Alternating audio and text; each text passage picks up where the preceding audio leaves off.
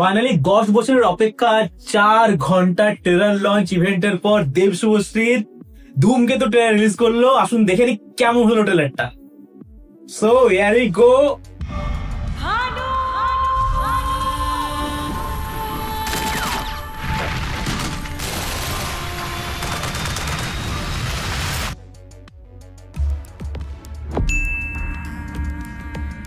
কে তুমি?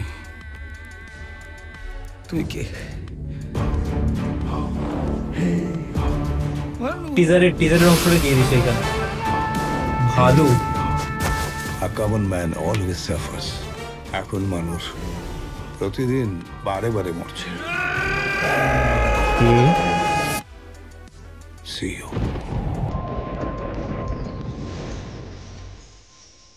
আবার দেব শুভশ্রী, কি মিষ্টি লাগছে শুভশ্রীকে দেখতে। দেবকেও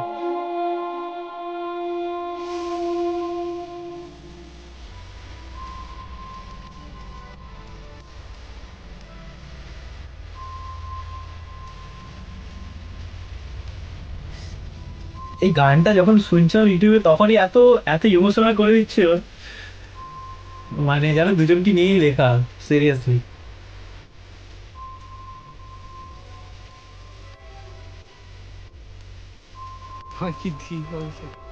আমি যা চাইবো তুমি যা দিতে পারবে না। নিজের পুত্রের দেহ দাহ করে আপনার সঙ্গে আমি চা খাবো। কৌশিক গাঙ্গুলি আছে বাবা নিজেই।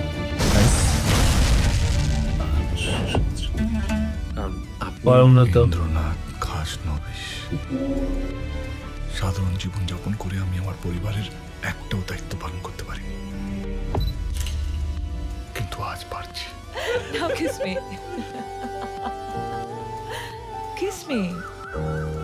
তুই রাজসাক্ষী হয়ে যা। ওই জামা কাপড় কাগজপত্র মতো তোকে যদি এক্ষুনি শেষ করে দিই, কালকে কেউ টের পাবে না। তুমি কোথায় যাচ্ছ বলো তো? Don't lie to me. কোথায় যাচ্ছ?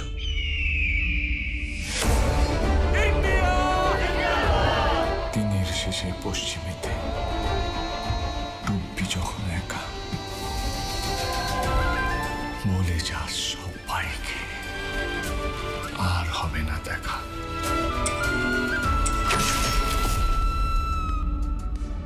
এইভাবে মরে যাস না বাবু। তুই যাকে দেখছিস সেটা ভানু সিং এর ভূত, আর ভূতের কোনো মৃত্যুর ভয় হয় না। সো দেবের নাম অ্যাকচুয়ালি ভানু সিং, আমি প্রথমে ভালু শুনছিলাম। যাই হোক, এবারে রবীন্দ্রনাথের নাম ভানু সিংহ ছিল, ছদ্মনামে লিখতো, আর দেব পুরো ওই লুকটা নিয়েছে। That's a very good point.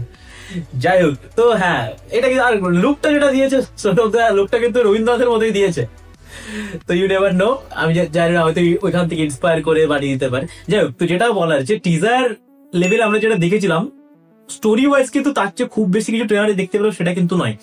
হ্যাঁ, যে ক্যারেক্টারগুলো আমরা অলরেডি দেখেছিলাম সেই ক্যারেক্টারগুলোই তারা বেশি স্পেস পেয়েছে, তাদেরকে আমরা বেশি করে দেখতে পাচ্ছি। কয়েকটা নতুন ক্যারেক্টারকে আমরা দেখতে পেয়েছি, কৌশিক গাঙ্গুলি দেখতে পেলাম যেরকম। তবে কিছুই বোঝা গেল না, মানে স্টোরিটা যে অ্যাকচুয়ালি কি, যেটা আমি আমার এই ভিডিওটাতে আমি স্টোরি প্রেডিকশন একটা করেছিলাম, তার বাইরে আমি এখান থেকে নতুন কিছু পাচ্ছি না।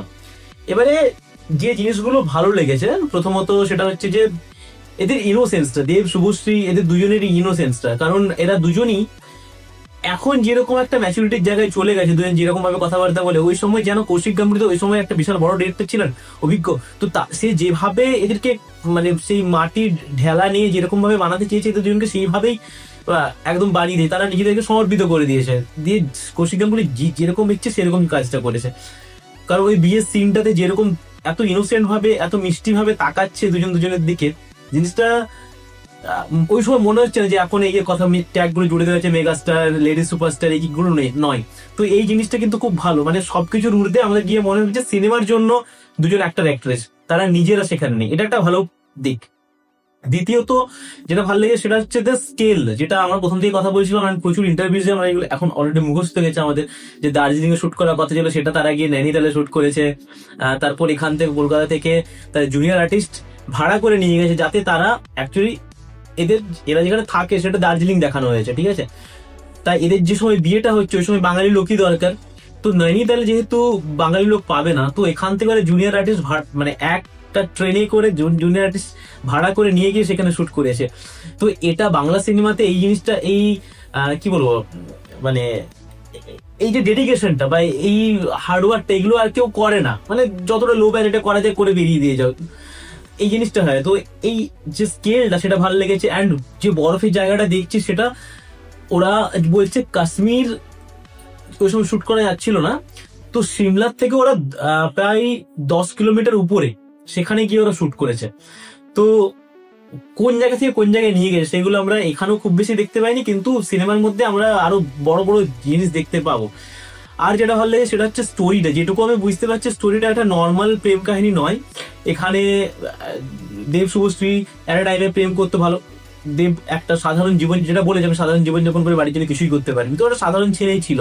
যে সেখান থেকে হঠাৎ করে কোনো একটা জিনিস হয় অ্যান্ড সেটাতে সে হয়তো কোনোভাবে জড়িয়ে পড়ে, সে না চাইতো সেটাতে জড়িয়ে পড়ে। এই আমরা টিজারে যেটা দেখেছিলাম যে চিরঞ্জিত একটা গ্যাংকে বা একটা কি বলবো এরকম টাইপের গ্যাং বলা যাবে, জঙ্গি বলা যাবে না, বাট আর্মিকে ট্রেন করে একটা চিরঞ্জিত, দেব তাদের সাথে যুক্ত হয়ে যায়। তো এরকমই কেউ একটা কিছু হয়তো কোনো দুর্ঘটনা ঘটেছে অ্যান্ড দেব সেটা নিজের চোখে দেখে ফেলেছে, অ্যান্ড তারপর তাদের সাথে তাকে গা ঢাকা দিতে হয়েছে, নইলে হয়তো সে তাকে মেরে দেওয়া হবে বা তাকে জেলে দিয়ে দেওয়া হবে। ওই জন্য সে গা ঢাকা দিয়েছে, ছদ্মবেশ নিয়ে ঘুরে বেড়াচ্ছে। ওই জন্য একটা জায়গায় আমরা দেখতে পাচ্ছি ওর জন্য বলছে তুই রাজসাক্ষী হয়ে যা। তো সিনেমার স্টোরিটা শুধু একটা জায়গায় থেমে নেই, আলাদা আলাদা লেয়ার্স আছে, সেটা আমরা সিনেমার মধ্যে গিয়ে বুঝতে পারবো, এখনো খুব বেশিভাবে পরিষ্কার নয়। এবারে যদি খারাপ দিকে আসি, তাহলে খুব বেশি আমি কিছু রিভিল হতে দেখিনি। ট্রেলার লেভেলে এটাই খারাপ দিক, কারণ একটা ভালো ট্রেলারে আমরা অলরেডি দর্শককে বলে দেয় যে আমাদের এটা স্টোরি। তো ট্রেলার কাটটা আমার বিশাল কিছু ভালো লাগেনি, একটা মাত্র গান অ্যাড করেছে, অ্যান্ড সেই গানটাও যেহেতু গানটা ভালো ওই জন্য আমাকে ইমোশনটা হিট করেছে। বাকি কারোর মধ্যে কেমিস্ট্রিটা এখনো বুঝতে পারিনি, দুটো ক্যারেক্টার মানে মধ্যে কেমিস্ট্রি, দেব শুভশ্রী তো সব দিনই ভালো, বাট বাকি যে ক্যারেক্টারের সাথে একটা ক্যারেক্টারের কি কেমিস্ট্রি, কি রিলেশন, সেই জিনিসগুলো আমি মানে আমাকে হিট করতে পারেনি।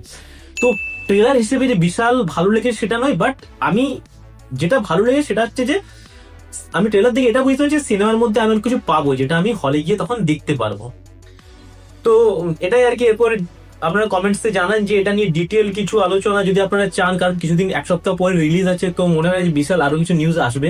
বাট এটা নিয়ে আরো যদি বিশেষ কিছু চান সেটা আপনারা কমেন্টসের মধ্যে জানান, একটা বড় ভিডিও নিয়ে আসবো। বাট বিশেষ কিছু বলার ছিল না। এবারে দেব শুভশ্রীর আজকে বিশাল অনেক বড় একটা ইভেন্ট ছিল, সেটা দুজনকে একসাথে বসিয়ে এত বাজে বাজে কোশ্চেন্স করা হয়েছে, সেগুলো আমরা সবাই এনজয় করেছি। আর এইসব জিনিস নিয়েও যদি আপনারা একটা ভিডিও চান যে আমরা ওই সময় আমাদের নস্টালজিয়া কতটা হিট করছে, তো একটা ফ্যান বয়েস হিসেবে একটা ভিডিও আমি বানাতে পারি। যাই হোক, এই ছিল ধূমকেতু ট্রেলার। আপনাদের কিরকম লাগলো সেটা কমেন্টসের মধ্যে জানান। আমি ছিলাম শান্তনু, আপনারা দেখছিলেন ফাইনালি বাঙালি। নমস্কার।